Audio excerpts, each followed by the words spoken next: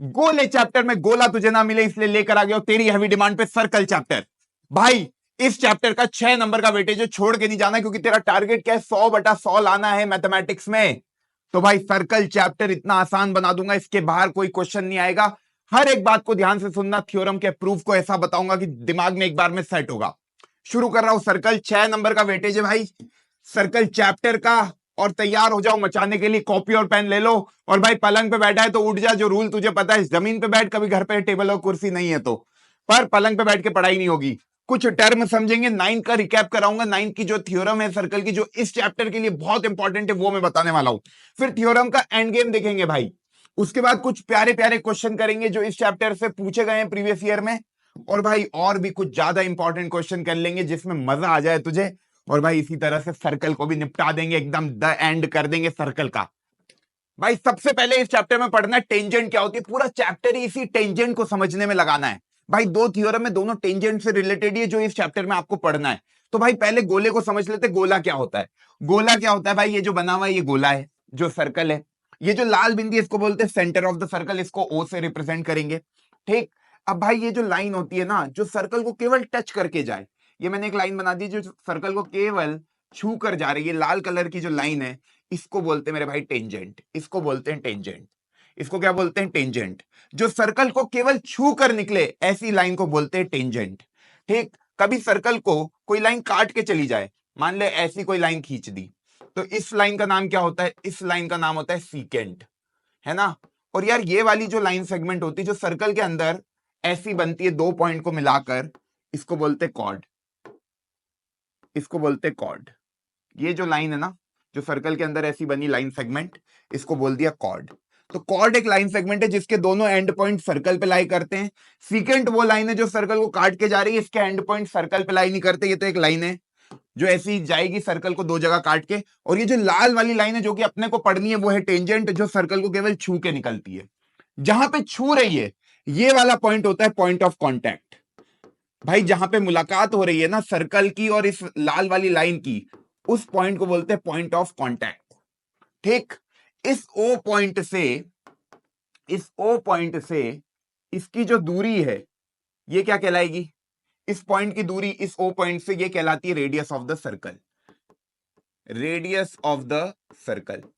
ठीक, O point से यहां तक पॉइंट ऑफ कांटेक्ट तक तू जाएगा तो देखो कितनी दूरी चलना होगा, रेडियस ऑफ द सर्कल। देखो पता है ये सर्कल पे कोई भी पॉइंट ले लेगा, इसका सेंटर से जो डिस्टेंस होता है उसको कहते हैं रेडियस।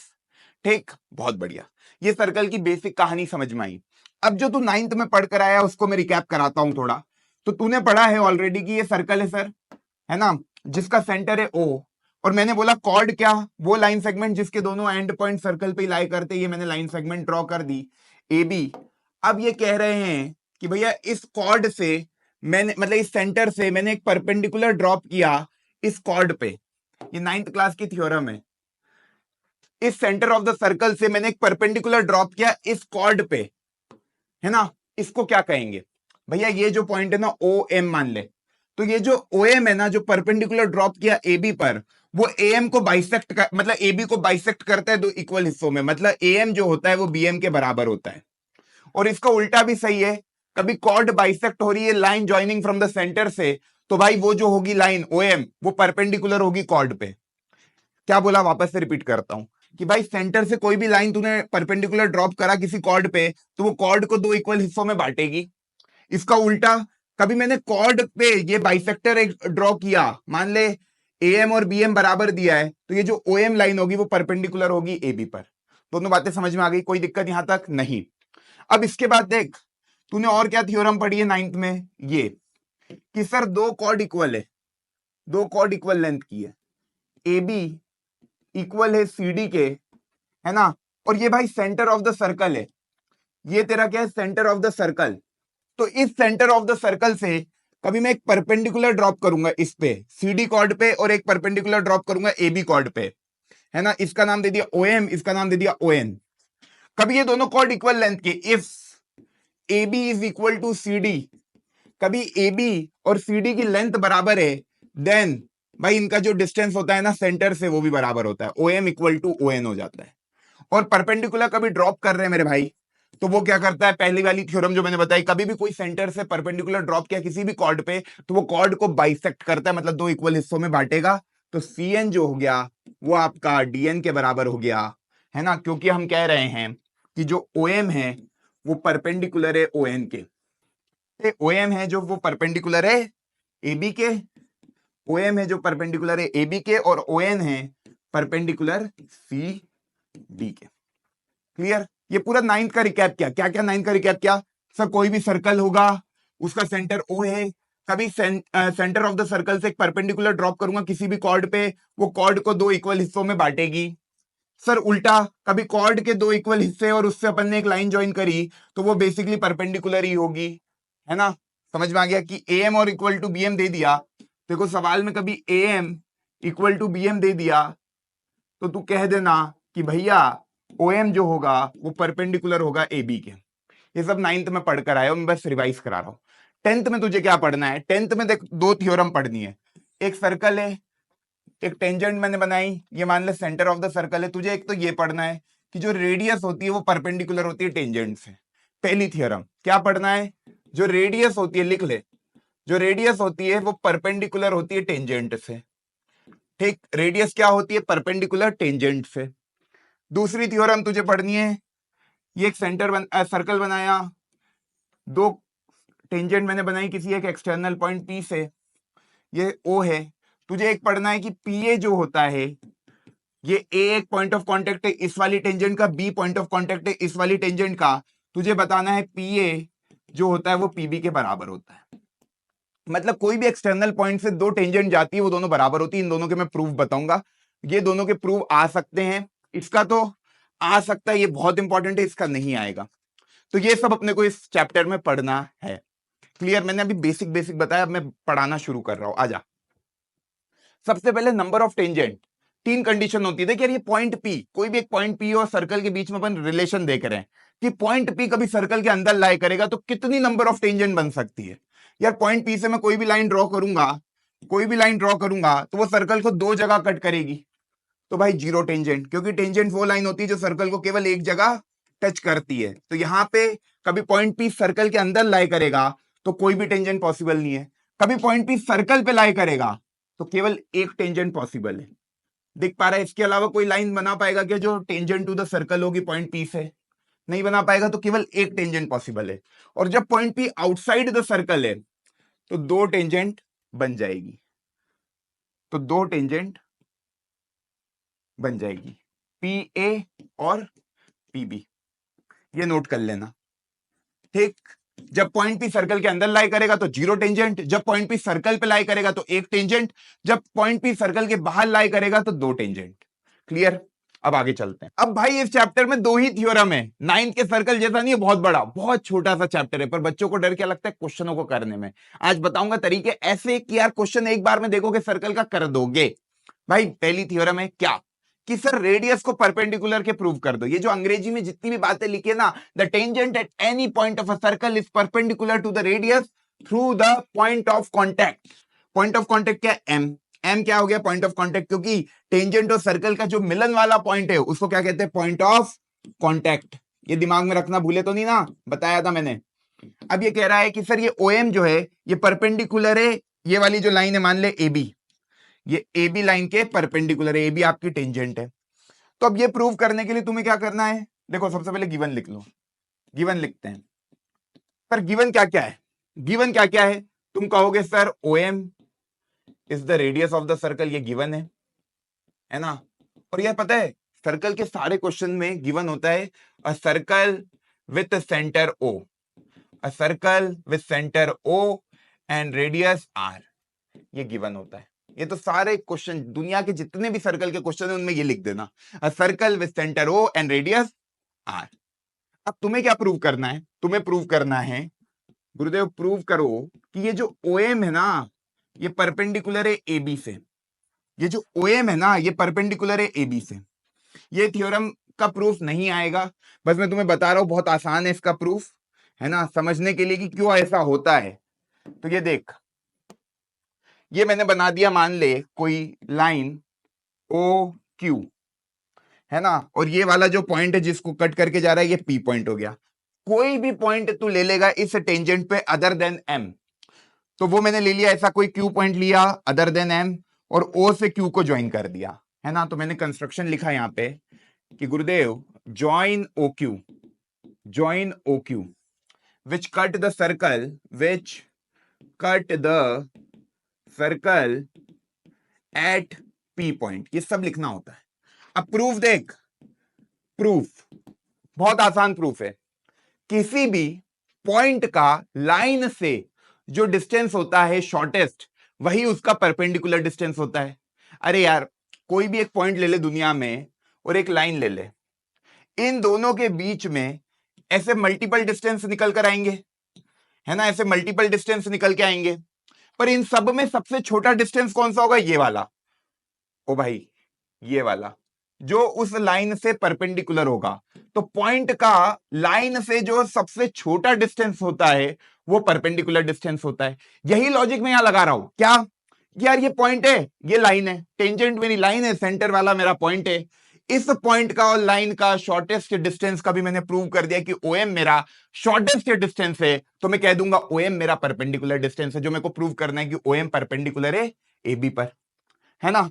तो यार मैं यही प्रूव करने की कोशिश करता हूं, ये समझ में आ गया, मिटा दूं किसी भी पॉइंट का लाइन से शॉर्टेस्ट डिस्टेंस, वो सीधी लाइन आएगी परपेंडिकुलर वाली, बाकी सब हाइपोटेनस बनेगी तो सब बड़ी बड़ी होगी। क्लियर? तो यार यहां पे मैंने बोला कि गुरुदेव जो OQ है उसको मैं लिख सकता हूं OP प्लस PQ, है ना।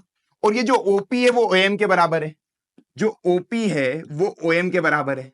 तो गुरुदेव OQ जो होगा वो OM प्लस PQ होगा। इस वाली इक्वेशन से मुझे ये समझ में आ गया कि जो OQ है वो बड़ा होगा OM से, क्योंकि OM में कुछ जोड़ेंगे तो OQ बनेगा, तो OQ ऑब्वियस सी बात है OM से क्या हो गया? बड़ा हो गया। क्योंकि देख भाई, OQ क्या बन रहा है? OP प्लस PQ, और OP OM के बराबर है। तो इस तरीके से समझ में आ गया कि OQ क्या है? OM से बड़ा।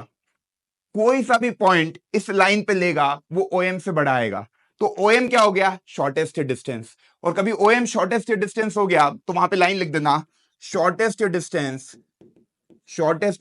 OM is the shortest distance, OM is the shortest distance between a point O and tangent AB। Therefore जो शॉर्टेस्ट डिस्टेंस होता है वही परपेंडिकुलर डिस्टेंस होता है। Therefore OM is perpendicular to AB। OM is the shortest distance between point O and tangent AB, therefore OM is perpendicular to AB। ये बात समझ में आ गई? सिंपल सा प्रूव, आगे बढ़ते हैं। ये वाला सबसे ज्यादा इंपॉर्टेंट है, ये थ्योरम भी सबसे ज्यादा इंपॉर्टेंट है। अब यहां से पूरा फुल फोकस के साथ मेरी हर एक बात को सुनना, पूरा चैप्टर इसी थ्योरम पे चलेगा, सारे क्वेश्चन में यही थ्योरम लगेगी। क्लियर है? ये थ्योरम और वो वाली थ्योरम, बस दो ही थ्योरम का काम है, पर ये थ्योरम बहुत ज्यादा इंपॉर्टेंट है। इसका प्रूफ भी आएगा, तो कैसे करना है, बहुत आसान प्रूफ है। देख भाई क्या कह रहा है, पहले तो ये कह रहा है एक सर्कल है ना, एक सर्कल है, फिर ये कह रहा है दो टेंजेंट बना दो पॉइंट P से, है ना, tangent drawn from an external point are equal in length, ऐसा कुछ कह रहा है ये बना दी दो टेंजेंट। अब ध्यान से देखते जाना, मैं सब चीजें बताऊंगा। अब देख भाई, ये रेडियस को टेंजेंट से ड्रॉप, मतलब ये पॉइंट ऑफ कांटेक्ट से मिला दे, इधर भी मिला दिया तूने। अब बस देखते जा, ये O है, ये मान ले A है, ये मान ले B है, ये तेरा P पॉइंट है।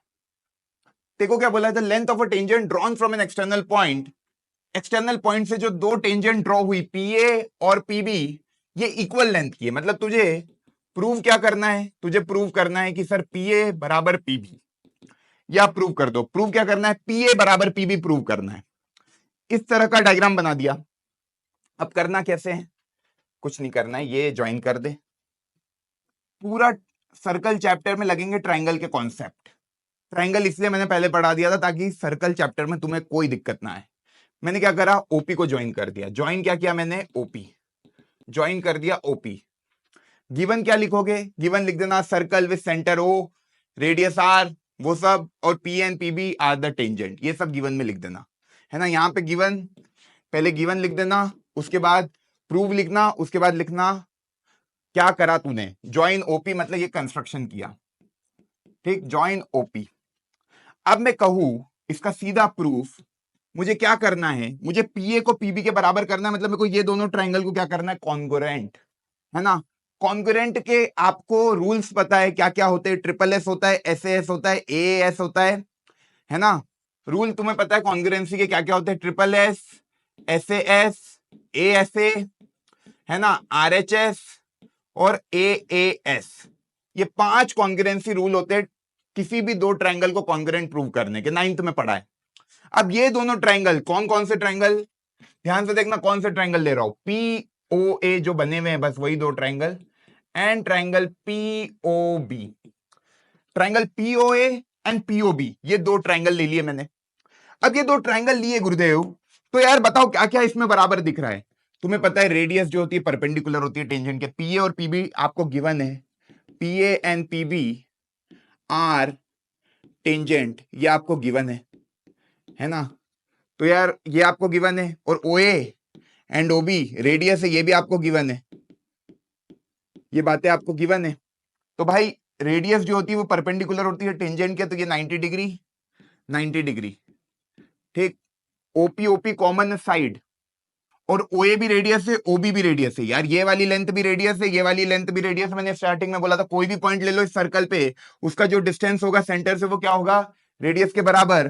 तो ओए ओबी के बराबर, ओपी ओपी क्या हो गया, ये ओपी ओपी कॉमन साइड, और ये 90 डिग्री। कौन सी कॉन्ग्रुएंसी रूल लग रही है यहाँ पे, कौन सी कॉन्ग्रुएंसी रूल लग रही है बताओ जरा। सबसे पहले क्या लिखूं, जल्दी बता, सबसे पहले क्या लिखूं मैं, सबसे पहले लिखता हूं कि सर पीओए ट्राइंगल में ना, तो एंगल जो है ओ ए पी वो इक्वल है एंगल ओ बी पी के। क्या रीजन लिखेगा सर, थ्योरम 1, रेडियस जो होती है वो परपेंडिकुलर होती है टेंजेंट के, ठीक, बहुत बढ़िया। उसके बाद क्या करेगा, OP OP common side, OP is equal to OP common side, है ना, बहुत बढ़िया, ओपी ओपी दोनों ट्रायंगल में। उसके बाद क्या लिखेगा, OA is equal to OB that is radius of the circle. अब मुझे बता क्या हो गया, ये राइट एंगल ओपी क्या है, राइट एंगल के सामने वाली साइड, मतलब इन दोनों ट्रायंगल के लिए हाइपोटेनस, हाइपोटेनस और एक साइड ऑफ द ट्रायंगल। तो by right angle hypotenuse side congruency rule ये दोनों ट्रायंगल क्या हो गए, पीओए और पीओबी कॉन्ग्रुएंट हो गए। तो कह सकता है triangle POA is congruent to triangle POB by RHS congruency rule. क्या आसान था। अब बाय आरएचएस कभी कॉन्ग्रुएंस हो गए तो तुझे पता है CPCT corresponding part of congruent triangle, कभी ये दोनों कॉन्ग्रुएंट है मतलब ये दोनों ट्रायंगल आइडेंटिकल है तो इनकी हर एक बात बराबर होगी। तो यार भाई एंगल 1 एंगल 2 के बराबर होगा, एंगल 3 एंगल 4 के बराबर होगा, पीए पीबी के बराबर होगा। तो सब बातें लिख लो, एंगल 1 एंगल 2 के बराबर होगा, एंगल 3 एंगल 4 के बराबर होगा, एंड पीए इक्वल होगा पीबी के by CPCT corresponding parts of congruent triangle. तुम्हें यही प्रूव करना था, पीए बराबर पीबी, दोनों ट्रायंगल कॉन्ग्रुएंट आ गए तो हर एक बात बराबर होगी। अब यहां से अपन ने ऑब्जर्व किया कि एंगल 1 एंगल 2 के बराबर, एंगल 3 एंगल 4 के बराबर, तो ये जो ओपी है, ये जो ओपी है ये एंगल बाइसेक्टर की तरह एक्ट कर रही है। ये जो ओपी है ना ये एंगल बाइसेक्टर की तरह एक्ट कर रही है। ध्यान से देखो ओपी क्या है तुम्हारी, एंगल बाइसेक्टर। क्यों, क्योंकि ये एंगल एपीबी और एंगल एओबी को दो इक्वल एंगल में काट रही है। एंगल बाइसेक्टर क्या होता है, दो इक्वल एंगल में काट दे। तो ये ओपी क्या है, एंगल बाइसेक्टर। कौन कौन से एंगल के लिए, angle APB and angle AOB. मैं एक चीज और बताऊं तुमको, एंगल एपीबी और एंगल एओबी दोनों सप्लीमेंट्री एंगल्स होते हैं। कभी तुमको सवाल में ऐसा आ जाए कि angle APB plus angle AOB equal to prove करो 180 डिग्री, घबराना मत, आराम से हो जाएगा प्रूफ। सर ये कैसे हुआ, अरे angle APB plus angle AOB ये पूरा एक क्वाड्रिलेटरल है, एओबीपी। ध्यान से देख अगले पेज में, एओबीपी पूरा एक क्वाड्रिलेटरल है, और क्वाड्रिलेटरल का तुझे पता है क्या होता है, sum of all the interior angles of a quadrilateral का जो सम होता है वो 360 होता है ना। दो एंगल 90 90, तो बाकी के दो एंगल का सम क्या होगा 180, क्योंकि टोटल कितना लाना है 360। तो इसको ऐसे देख ले कि यार angle AOB plus angle angle AOB, देख ये वाला ले लिया एओबी, फिर ओबीपी ओबीपी प्लस एंगल ओएपी प्लस एंगल वो वाला एपीबी, है ना।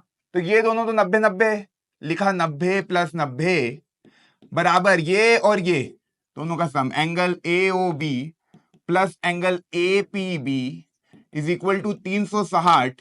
इनको पहुंचा दे उधर, तो angle AOB plus angle APB is equal to मेरे भाई कितना हो गया 360 माइनस 180 विच इज 180। तो मैं बच्चों को बोलता हूं यार ये दोनों एंगल सप्लीमेंट्री होते हैं, इन दोनों का क्या होता है सम 180 डिग्री।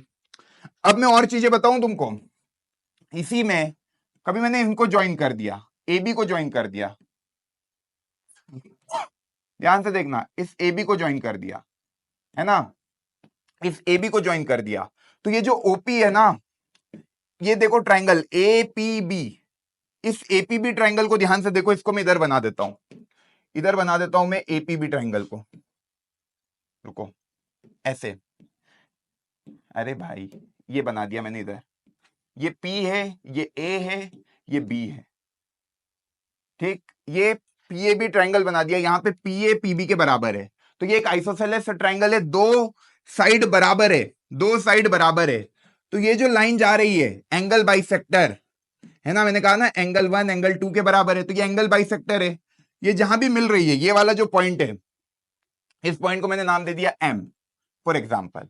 तो ये जो PM है ना, जो एंगल बाइसेक्टर है आइसोसेलेस ट्राइंगल के केस में, वो परपेंडिकुलर बाइसेक्टर की तरह भी एक्ट करेगा, परपेंडिकुलर बाइसेक्टर की तरह भी एक्ट करेगा। ये सब बातें क्यों बता रहा हूं, सवाल को इतनी आसानी से कर लोगे ना, कभी एक ही में सब समझ लोगे। तो ये PM जो है वो परपेंडिकुलर बाइसेक्टर की तरह भी एक्ट करेगा, जो कि एंगल बाइसेक्टर तो मैंने बोला ही था, अब ये परपेंडिकुलर बाइसेक्टर भी हो गया। ओके, मतलब AM इक्वल टू BM, और ये जो एंगल है एंगल AMP इक्वल होगा एंगल BMP के, और PA और PB क्या है टेंजेंट। अब जिनको नहीं आता समझ में, मैं उनको ये कहता हूं, देख भाई PA PB के बराबर है, एंगल 1 एंगल 2 के बराबर है, और PM PM कॉमन साइड है, तो भाई साइड एंगल साइड ये दोनों ट्राइंगल कॉन्ग्रुएंट प्रूव कर देगा। तूने अभी प्रूव किया PA PB के बराबर है, बाय CPCT किया था ना, तो यार tangent drawn from an external point are equal in length, वो सर्कल वर्कल बनाएगा तो यार यहाँ पे दिखेगा कि PA PB के बराबर है, बिल्कुल है, एंगल 1 एंगल 2 के बराबर है, और ये जो साइड है PM PM कॉमन है साइड, तो बाय SAS ये दोनों ट्रायंगल कॉन्ग्रुएंट हो गए। अब जब दो ट्रायंगल कॉन्ग्रुएंट हो गए तो अंदर की सब बातें बराबर हो जाएगी, तो भाई अंदर की सब बातें बराबर हो जाएगी, तो AM BM के बराबर हो जाएगा बाय CPCT, और ये एंगल के बराबर हो जाएगा, पर ये पूरी स्ट्रेट लाइन है तो दोनों एंगल क्या हो जाएंगे 90 डिग्री। सिंपल याद रख, आइसोसेलेस ट्रायंगल में जो एंगल बाइसेक्टर होता है वो परपेंडिकुलर बाइसेक्टर भी होता है, ये दिमाग में रख लेना। क्लियर, सब नोट कर लिया? सर एक बार फटाक से पूरा रिकॉल कराओ जो जो आपने बताया, सारे रिलेशन देख। अपन ने सबसे पहले प्रूव किया PA जो होता है वो PB के बराबर होता है, कोई दिक्कत नहीं, tangent drawn from an external point are equal in length. यहां से हमने क्या क्या सीखा, तो यहां पे मैं लिख देता हूं कि भैया बड़े भैया का हैक, बड़े भाई हैक, ये नोट में बना लेना अपने ना, कि PA PB के बराबर होता है, tangent drawn from an external point are equal in length, ये तो थ्योरम ही है। उसके बाद हमने पढ़ा कि ये जो लाइन थी, ये जो लाइन थी OP, वो क्या थी angle bisector. OP is the angle bisector of angle AOB and angle APB, ठीक।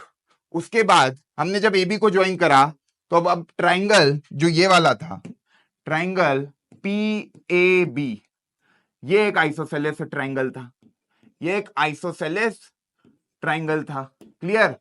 और यहां पर जो बीच वाली लाइन थी PM, वो परपेंडिकुलर बाइसेक्टर था AB का, परपेंडिकुलर बाइसेक्टर था AB का। ये सब क्यों लिखवा रहे हो? अबे क्वेश्चन इतने आसान हो जाएंगे ना मेरे भाई कि तेरे को मजा आ जाएगा। क्लियर, ये सब बातें नोट कर लेना, इन सब का बहुत बड़ा यूज है। अब मैं क्वेश्चन कराऊंगा, तेरे को बार बार हर चीज नहीं बताऊंगा, ठीक। तो जब भी सर ऐसा कोई सर्कल दिखे और दो टेंजेंट खिंची हुई मिले, उन दोनों की लेंथ बराबर होती है, उनसे ज्वाइन करी हुई ये सेंटर से जो लाइन होती है वो एंगल बाइसेक्टर होती है ना। क्लियर। और ये जो ट्राइंगल बनता है पीएबी, ये एक आइसोसेलेस ट्राइंगल है, और ये जो लाइन हो जाती है वो परपेंडिकुलर बाइसेक्टर हो जाती है इसके लिए। क्लियर, सब बातें समझ में आ गई ना पक्के से? बढ़ू आगे, इतना सब नोट कर लिया, आगे बढ़ते हैं। अब सीधे क्वेश्चन करते, क्वेश्चन तुझसे बनेंगे। मैंने थ्योरी में इसके अलावा सर्कल में कुछ भी नहीं है, थ्योरी तेरी पूरी कंप्लीट हो गई। अब जितने क्वेश्चनों की प्रैक्टिस करेगा उतना कॉन्फिडेंस अपने आप बूस्टअप हो जाएगा सर्कल चैप्टर में। अब देख क्या है, from a point P the length of the tangent to a circle is 24 and the distance of P from the centre of the circle is 25। Diagram बनाते हैं। ये मैंने सर्कल बनाया है ना। अब ये क्या कह रहा है कि भैया जो रेडियस है वो मेरे को निकालनी है, तो ये मैंने मान लिया सेंटर है सर्कल का, है ना। फ्रॉम अ पॉइंट पी, ये पॉइंट पी आउटसाइड है सर्कल के, है ना। The length of the tangent to a circle, तो यार टेंजेंट ये होता है पी ए, अभी पढ़कर आए हैं ना, अभी पढ़ा तुमने, ये पी ए टेंजेंट होता है। तो इस पी ए की इन्होंने लेंथ दे दी, कितनी दी? 24।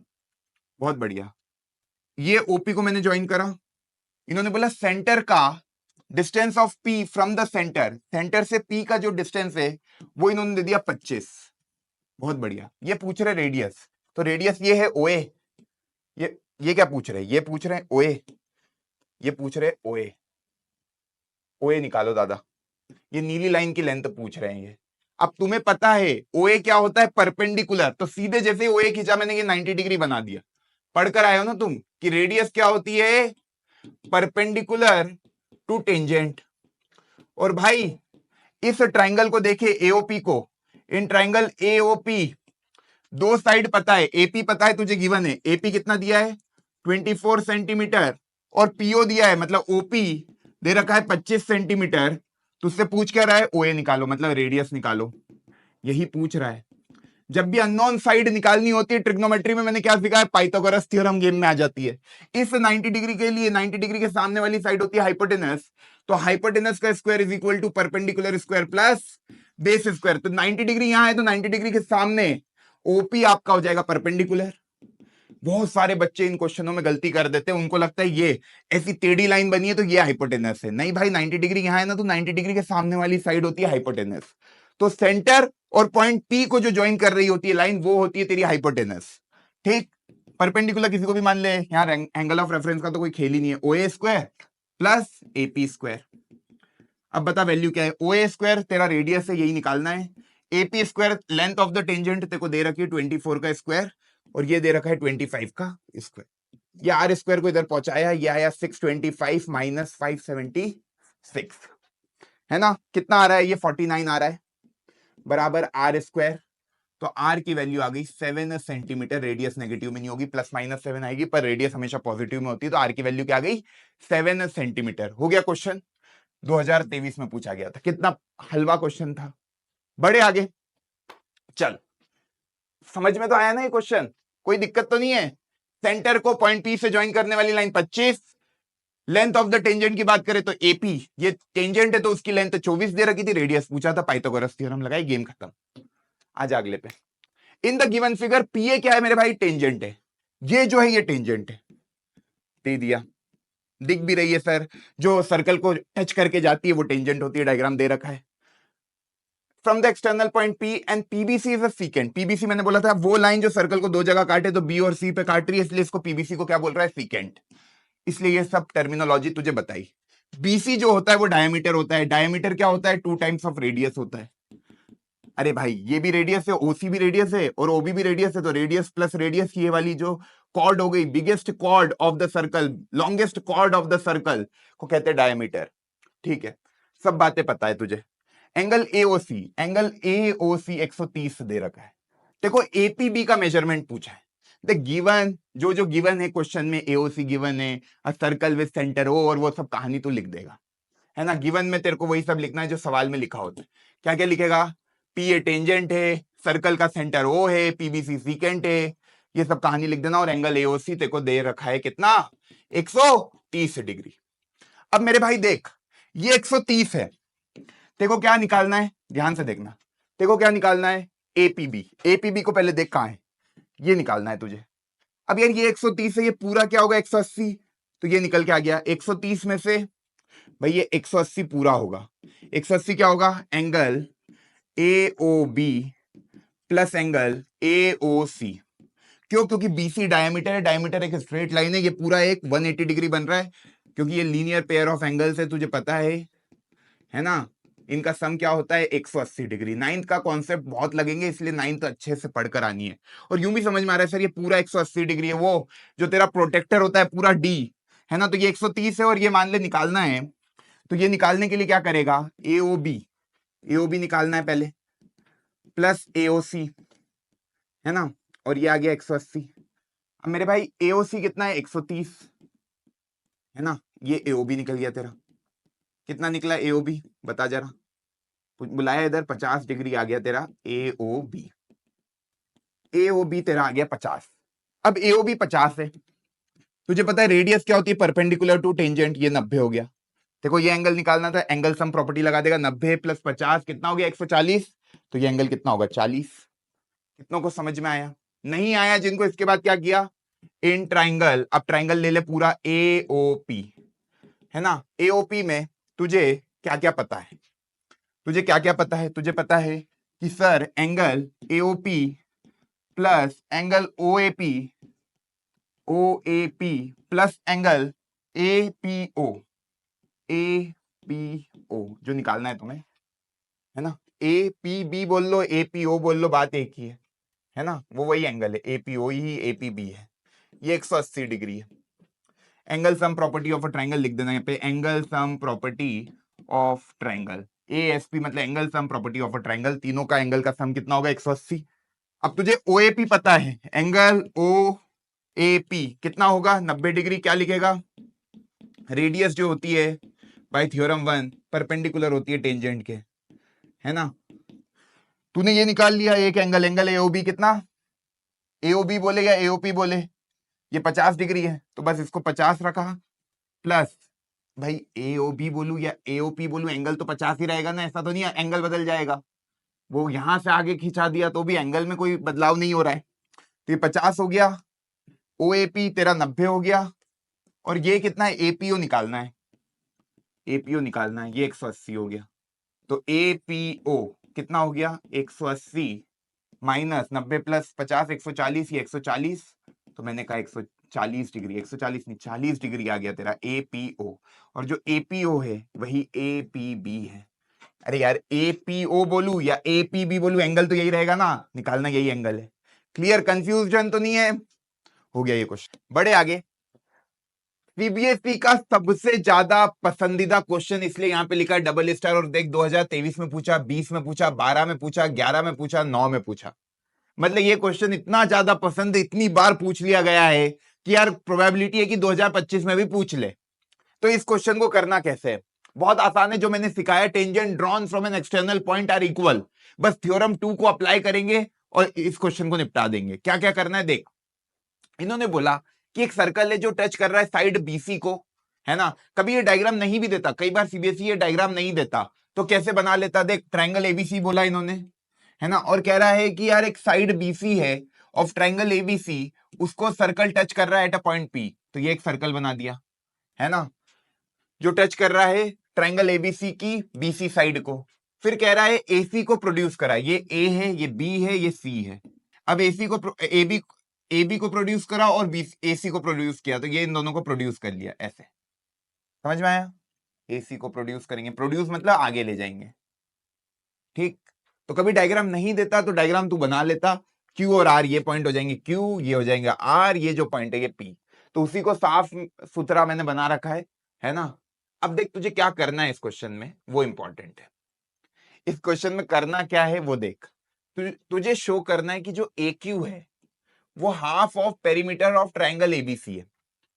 देख भाई, जो प्रूव करना है उसको लिख लेते हैं एक बार। जो प्रूव करना है AQ is equal to half of perimeter of triangle ABC। Triangle ABC का पेरीमीटर मतलब, पहले देख पेरीमीटर का मतलब क्या होता है? AB plus BC plus AC। अरे पेरीमीटर मतलब तीनों साइड की लेंथ को ऐड कर ले, उसका आधा बराबर होगा इस AQ के। इस डायग्राम को देखकर गिवन विवन लिख देगा। प्रूफ पे मैं सीधा आता हूं, सीधा मैं प्रूफ बताता हूं कैसे इसको करेंगे। इस डायग्राम को देख के तुझे क्या समझ में आ रहा है? ये ए पॉइंट को देखे तो इस पूरे सर्कल के लिए ए पॉइंट एक्सटर्नल पॉइंट है, इससे ये दो टेंजेंट जा रही है ए क्यू और ए आर, जो दोनों बराबर लेंथ की होगी। Tangent drawn from an external point are equal in length. इस बी पॉइंट को देखू, बाकी सब भूल जा। इस बी पॉइंट को देखू तो इससे दो टेंजेंट जा रही है बी क्यू और बीपी। इस सी पॉइंट को देखू तो इससे दो टेंजेंट जा रही है सीपी और सीआर। तो मैंने जो थ्योरम पढ़ी, क्या पढ़ी theorem? Tangent drawn from an external point, tangent drawn from an external point are equal, उस थ्योरम को अप्लाई कर, है ना? External point are equal, tangent drawn from an external point are equal, उसको दिमाग में रखकर मैंने बोला कि सर ए क्यू बराबर होगा ए आर के, ये पहली चीज आ गई। बी क्यू बराबर होगा सर, बी क्यू बराबर होगा बी पी के, सेकेंड इक्वेशन आ गई सर। और मेरे भाई एक चीज और देख, जो आपका सी पी है वो बराबर होगा सी आर के, तो जो सी पी है वो बराबर होगा सी आर के। क्लियर? ये इक्वेशन 3 आ गई, है ना? ये तीनों आ गई अपनी ए क्यू ए आर के बराबर, बी क्यू बीपी के बराबर, सीपी सी आर के बराबर। अब तुम्हें पेरीमीटर और ए क्यू के बीच में रिलेशन निकालना है, ठीक? अब मैं एक बार पेरीमीटर देखता हूं क्या होता है। Perimeter of triangle ABC, perimeter of triangle ABC कोई लिख सकता है? बिल्कुल लिख सकते हैं sir, A B plus B C plus A C. Sir A B को मैं देखूं, ए बी को कभी मैं ए क्यू के टर्म्स में लिखूं तो ए क्यू माइनस बी क्यू, ये ए क्यू में से कभी बी क्यू को घटा दूं तो ए बी बन जाएगा। तो इस ए बी को मैं लिख सकता हूं ए क्यू माइनस बी क्यू, है ना? और इस बीसी को मैं लिख सकता हूं बीपी प्लस सीपी। इस बीसी को मैं लिख सकता हूं BP plus BP plus CP, है ना? ठीक है, बीपी प्लस सीपी। और इस एसी को मैं लिख सकता हूं A R minus C R. अरे ये एसी को लिखना है तो इस ए आर में से सी आर को घटा दोगे तो एसी आ जाएगा।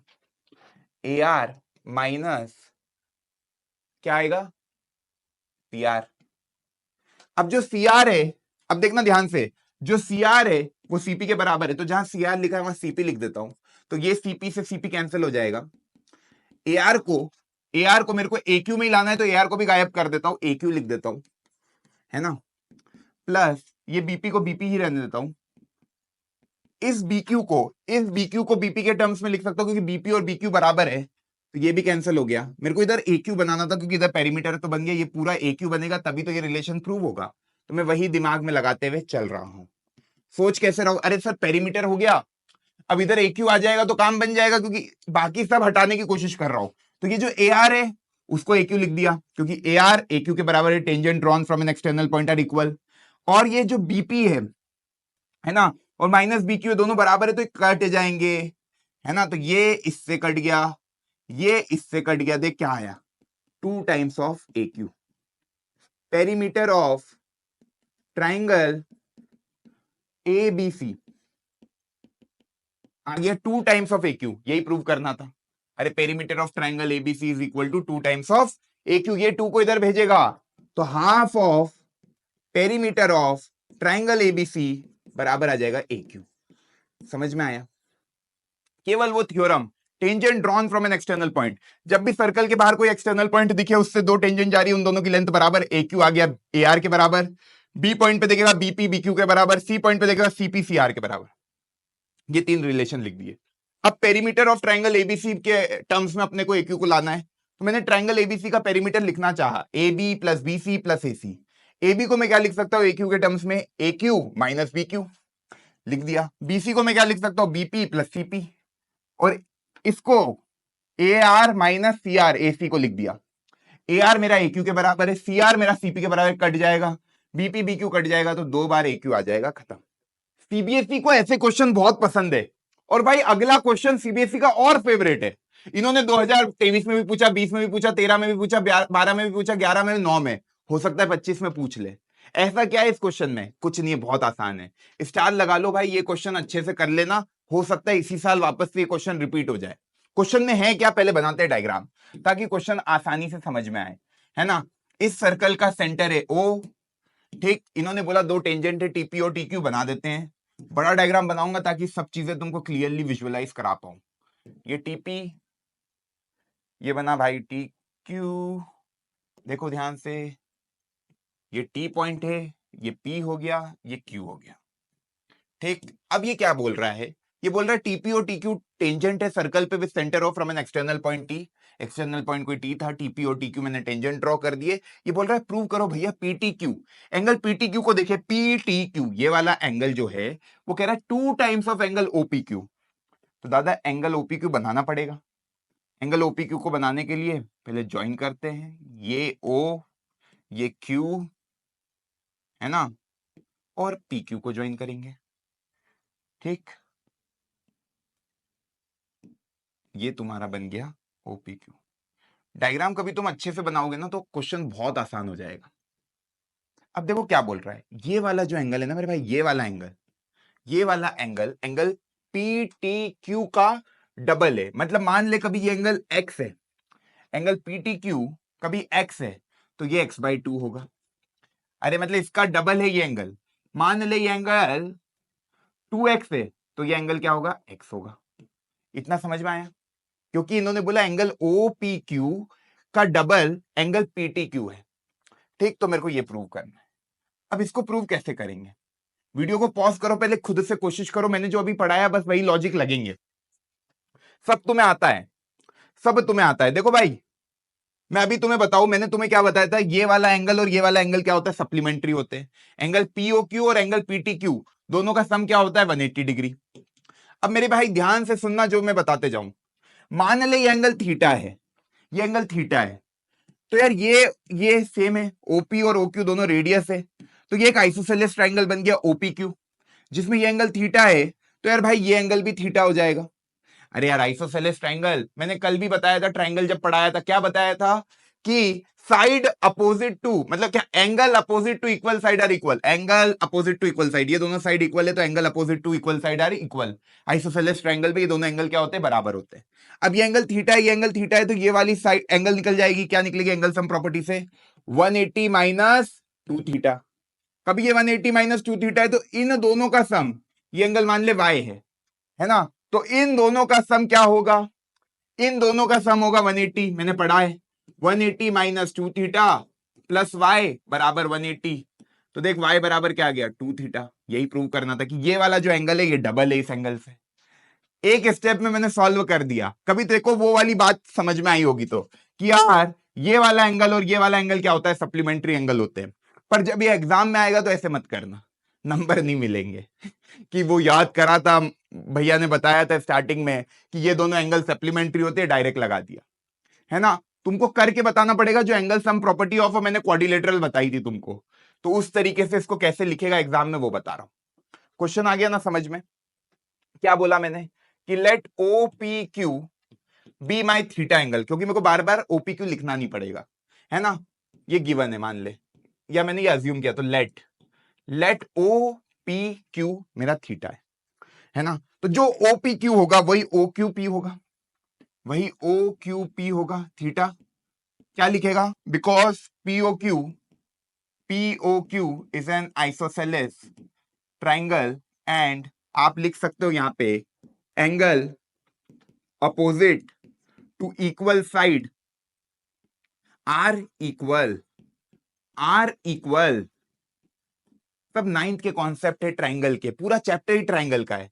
तो भाई ये थीटा हो गया, ये थीटा हो गया, तो यार एंगल सम प्रॉपर्टी ट्राइंगल ले ले POQ, ट्राइंगल POQ में अपन ने लगाई angle sum property, angle sum property.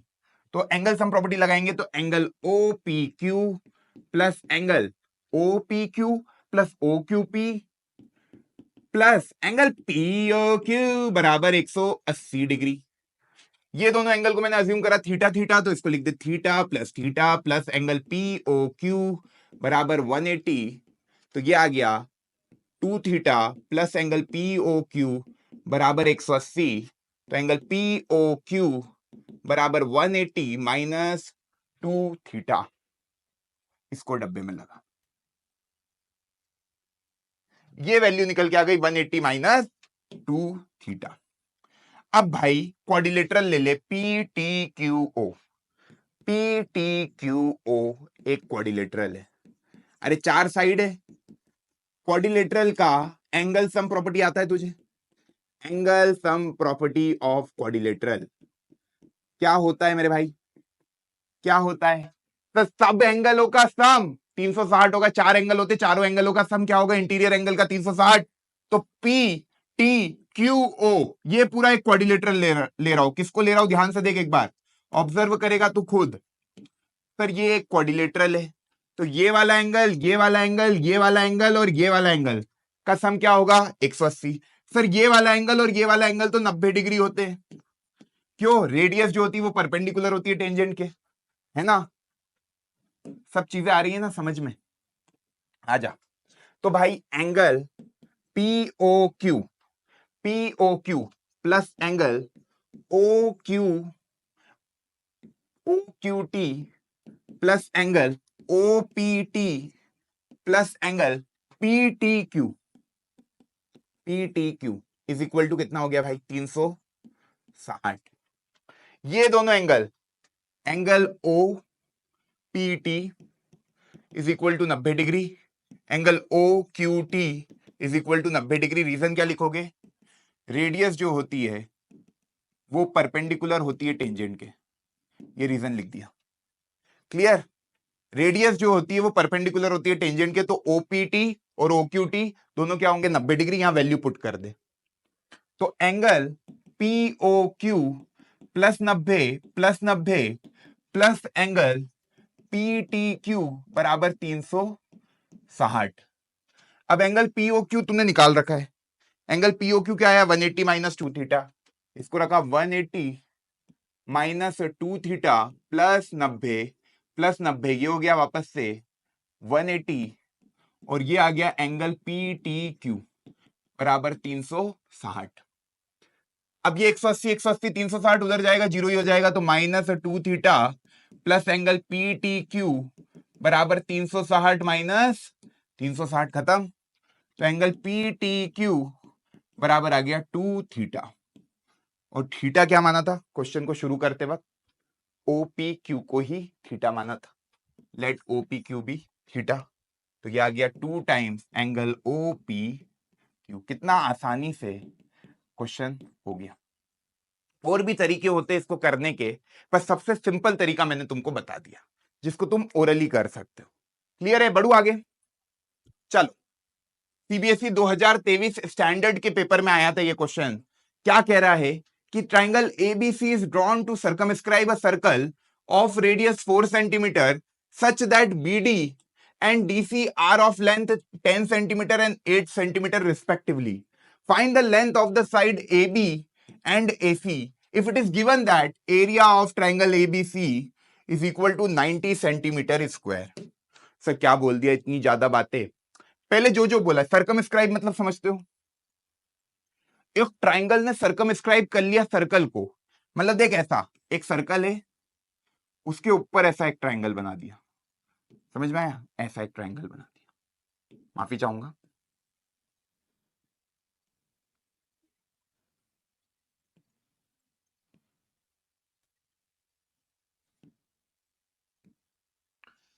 ठीक, ये होता है एक ट्राइंगल ने सर्कमस्क्राइब कर लिया सर्कल को, है ना? तो यार ये पॉइंट हो गया ABC।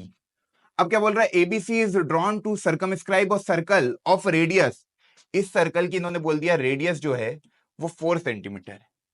वो क्या है? 4 सेंटीमीटर। और बोल रहा है BD और DC जो है, BD और DC जो है वो लेंथ है। अच्छा, अब D पॉइंट है क्या, पहले ये समझना होगा। BD and DC are of length 10 and 8।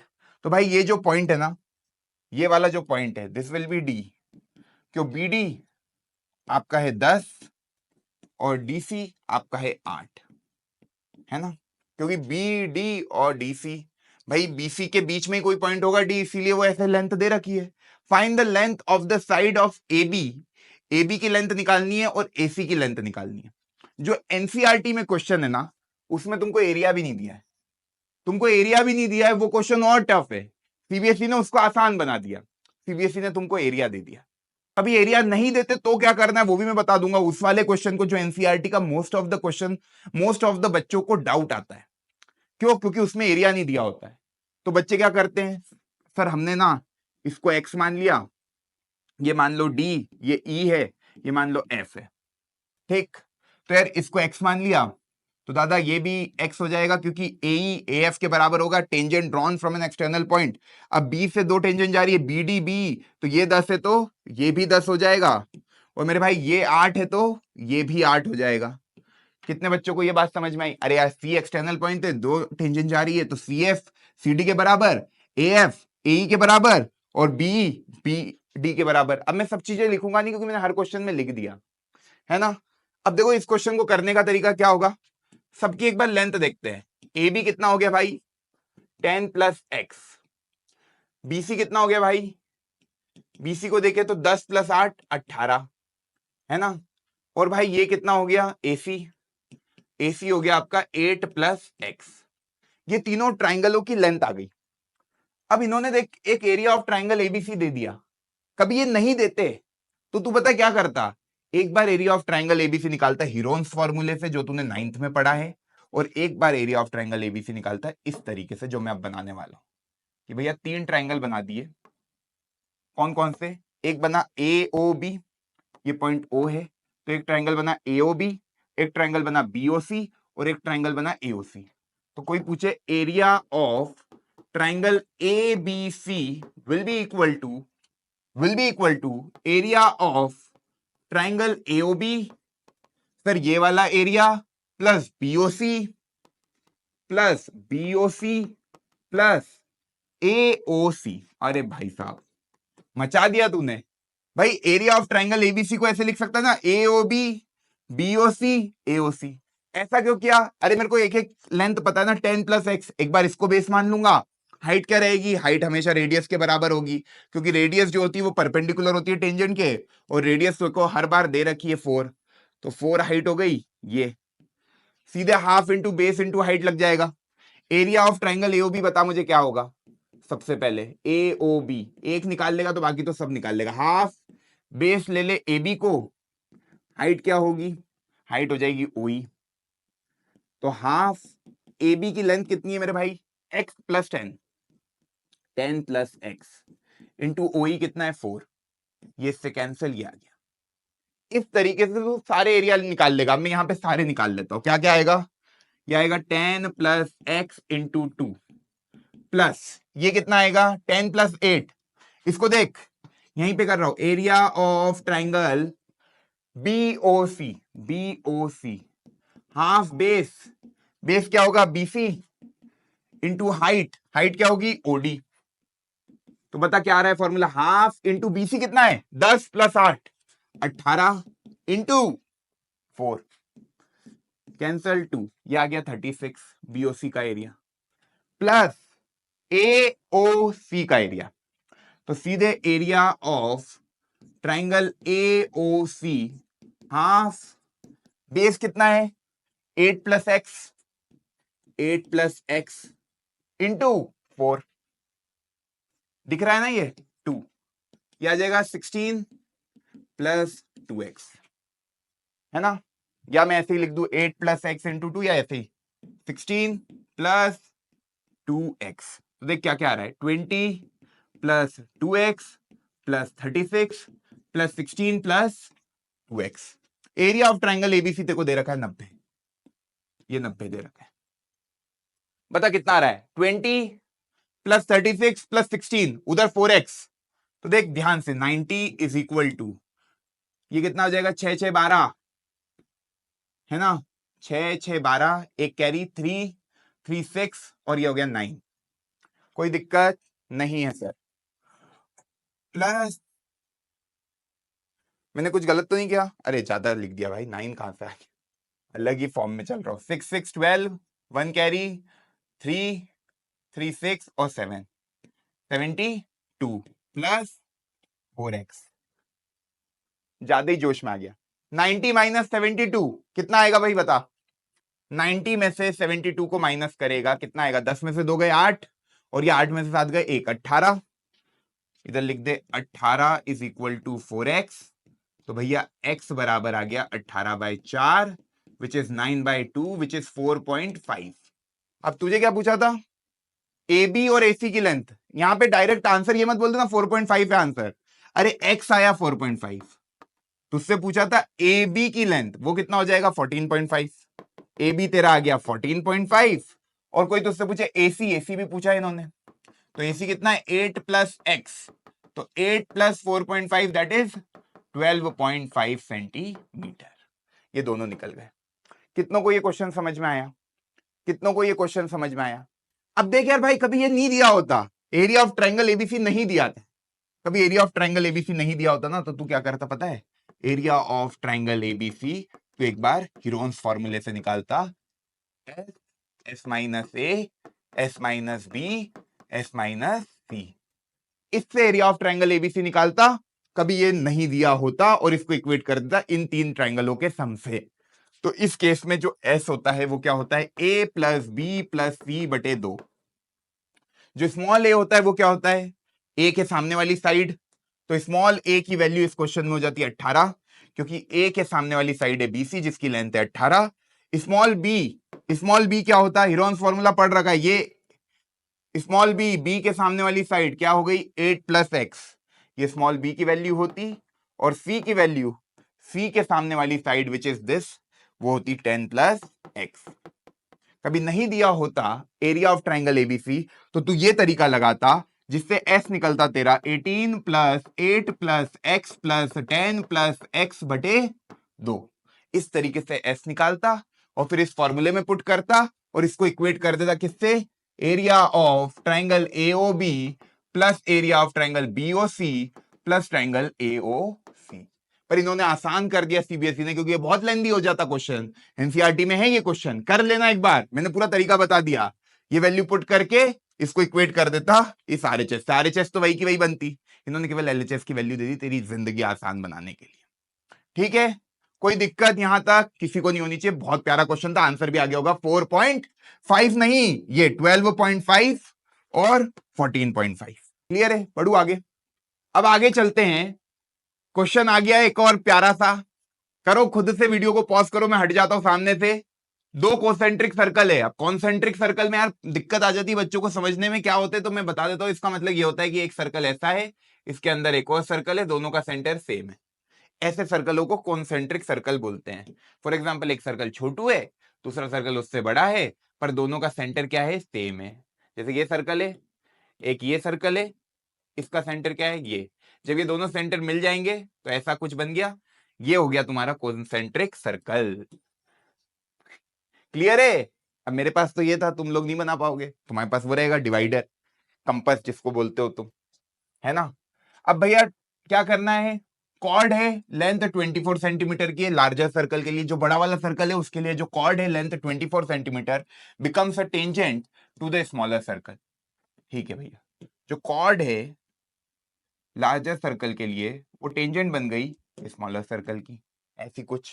ये मैंने बोल दिया ए बी कॉर्ड है जिसकी लेंथ कितनी दे दी 24। अब क्या बोल रहा है ये, और इन्होंने बोला कि द स्मॉलर सर्कल जिसकी रेडियस कितनी है भैया 5 सेंटीमीटर, 5 सेंटीमीटर। बोल रहा है find the radius of the larger circle, ये ओ पॉइंट है भैया, radius of the larger circle मतलब यही निकालना है तुमको, ओ को ज्वाइन कर दोगे ए पॉइंट से, तुमको ये नीले लाइन की लेंथ निकालने को कह दिया, ये ओ ए ही तो रेडियस ऑफ लार्जर सर्कल होगी। सर दो साइड पता है, ये 12 है, ये 24 है, ये 24 है। तो यार मैंने एक प्रॉपर्टी बताई थी, किसी भी कॉर्ड पे सेंटर से, अब ये ए बी कॉर्ड की तरह एक्ट कर रही है, किसी भी कॉर्ड पे सेंटर से परपेंडिकुलर ड्रॉप किया तो वो कॉर्ड को दो इक्वल हिस्सों में बांटता है, 9th में पढ़कर आए हो। तो ए एम जो होगा वो बी एम के बराबर होगा बाय रेडियस जो है perpendicular to chord, radius perpendicular to chord bisect the chord, bisect the chord. अरे रेडियस जो परपेंडिकुलर होती है कॉर्ड पे, वो कॉर्ड को बाइसेक्ट करती है, दो इक्वल हिस्सों में बांटती है। तो ए एम बी एम के बराबर हो गया। अब तुमको पूरा ए बी दे रखा है 24, तो ए एम की वैल्यू कितनी होगी? 24 का आधा, विच इज 12, क्योंकि ये दोनों बराबर है। तो x प्लस एक्स बराबर 24, तो x की वैल्यू आ गई 12, ये लेंथ आ गई 12। क्या सिंपल क्वेश्चन था। तो यार O M A, triangle O M A में अब एक ही साइड अननोन है, ये रेडियस है बिगर सर्कल की, इसको तुम्हें निकालना है। तो मेरे भाई क्या करोगे, ये रेडियस को तुम्हें निकालना है तो क्या करोगे? पाइथागोरस थ्योरम लगाओगे अननोन साइड निकालने के लिए। सब पढ़ा रखा है। ओ ए का स्क्वायर बराबर हो जाएगा ओ एम का स्क्वायर प्लस ए एम का स्क्वायर। वैल्यू पुट करो, ए एम की वैल्यू है 12 का स्क्वायर और ओ एम है छोटे वाला सर्कल 5 का स्क्वायर 25 प्लस 144, ये आ गया 169। जो बड़ा वाला सर्कल है उसकी रेडियस आ गई 13 सेंटीमीटर। कितना आसान क्वेश्चन था, है ना? कोई दिक्कत नहीं है, एनसीईआरटी का क्वेश्चन है ये। अब ये वाला क्वेश्चन करो, एक क्वाड्रिलेटरल है, ये भी बहुत ज्यादा पसंद है सीबीएसई को, ये क्वेश्चन भी सीबीएसई को बहुत ज्यादा पसंद है, एनसीईआरटी का क्वेश्चन है ये भी, है ना? एनसीईआरटी बुक से उठाया है ये क्वेश्चन मैंने, एनसीईआरटी किताब का क्वेश्चन है। क्या है? अ क्वाड्रिलेटरल एबीसीडी, ये क्वाड्रिलेटरल है ABCD, is drawn to circumscribe a circle. Circumscribe मतलब सर्कल को पूरी तरह कवर कर ले। जब भी ऐसा आएगा ना सर्कमस्क्राइब अ सर्कल, मतलब जो साइड होगी ना क्वाड्रिलेटरल की वो टच करके जा रही होगी सर्कल को। तो देखो ये एक साइड है टच करके गई सर्कल को, ये एक साइड है टच करके गई, ये एक साइड है टच करके गई, एक है ये साइड टच करके गई। अपन ने एक क्वेश्चन और करा था सर्कमस्क्राइब का, ये ट्राइंगल वाला। इन्होंने क्या बोला था, एक ट्राइंगल है जो सर्कमस्क्राइब कर रहा है सर्कल को, तो ट्राइंगल की साइड सर्कल को छू कर जाएगी। इस तरह से डायग्राम बनेगा सर्कमस्क्राइब में। कभी इंस्क्राइब बोल देता, क्या बोलता कि सर्कल के इंस्क्राइब, है ना? तो इंस्क्राइब में अंदर बनता ट्राइंगल, और जब सर्कमस्क्राइब बोला तो बाहर बनेगा। बात समझ में आ गई? सर्कमस्क्राइब मतलब बाहर, इंस्क्राइब मतलब अंदर डायग्राम। ठीक, अब इन्होंने क्या बोला, कभी हम यहां बोल देता है क्वाड्रिलेटरल इंस्क्राइब्ड सर्कल, तो इंस्क्राइब्ड में सर्कल के अंदर बनता है, इनसाइड द सर्कल बनता, अब यहां बाहर बना है। क्लियर है? अब ये क्या बोल रहा है, प्रूव करना है A B plus C D बराबर A D plus B C. अरे यार जब भी ऐसा दिखे कि भाई ये कोना है, इधर से दो टेंजेंट जा रही है, ये एक कोना इधर से दो टेंजेंट जा रही है, ये एक कोना इधर से दो टेंजेंट जा रही है, ये एक कोना इधर से दो टेंजेंट, मतलब ए एक्सटर्नल पॉइंट है, डी एक्सटर्नल पॉइंट है, सी एक्सटर्नल पॉइंट है, बी एक्सटर्नल पॉइंट है। अपन ने थ्योरम 2 पढ़ी है। क्या पढ़ी है थ्योरम 2? कि tangent drawn from an external point, tangent drawn from an external point are equal. अब मैं गिवन टू प्रूव नहीं लिख रहा हूं, सीधे जो मेन बात है, tangent drawn from an external point are equal. अब भैया tangent drawn from an external point are equal, तो आप कौन कौन सा लोगे? देखो A B plus C D करना है तो एपी को आप ए एस के बराबर कर दोगे, एपी को आप ए एस के बराबर कर दोगे। फिर आप कहोगे बीपी को आप बीक्यू के बराबर कर सकते हो, बीपी को आप बीक्यू के बराबर कर सकते हो। फिर आप कहोगे कि आप सीआर को आप सीक्यू के बराबर कर सकते हो। और फिर आप कहोगे कि भैया डीआर को आप डीएस के बराबर कर सकते हो। 1 2 3 4। सर आपने इसी तरीके से क्यों लिखा? आप ऐसे भी तो लिख सकते थे बीक्यू को बीपी के बराबर। मैंने पता है दिमाग में ऐसा करा कि एपी प्लस बीपी मिलके एबी बन जाएगा, सीआर प्लस डीआर मिलके सीडी बन जाएगा। मेरे को एलएचएस में एबी प्लस सीडी चाहिए थे, इसलिए मैंने ऐसे बनाए कि इन दोनों को जब मैं जोड़ूंगा, मतलब मैं क्या करूंगा, 1 + 2 + 3 + 4।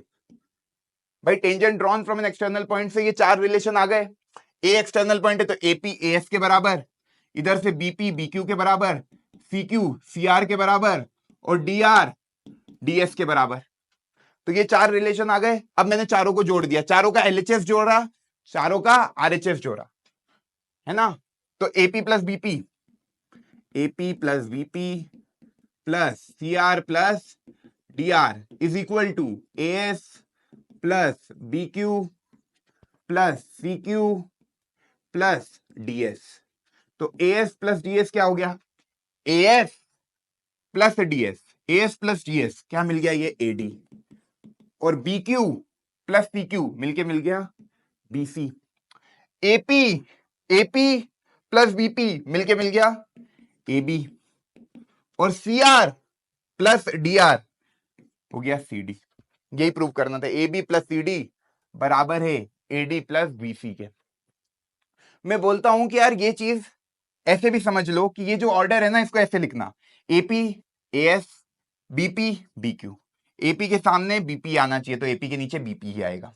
यहां तक लिखा। अब इसके बाद क्या करोगे, अब ये ए बी साइड बन गई, तो सी आर लिखोगे तो सी क्यू कर देना, सी आर सी क्यू के बराबर, और फिर इधर डी आर लेना पड़ेगा, तो डी आर ले लिया और डी एस।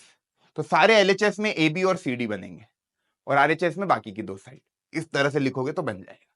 क्लियर है, बहुत आसान था।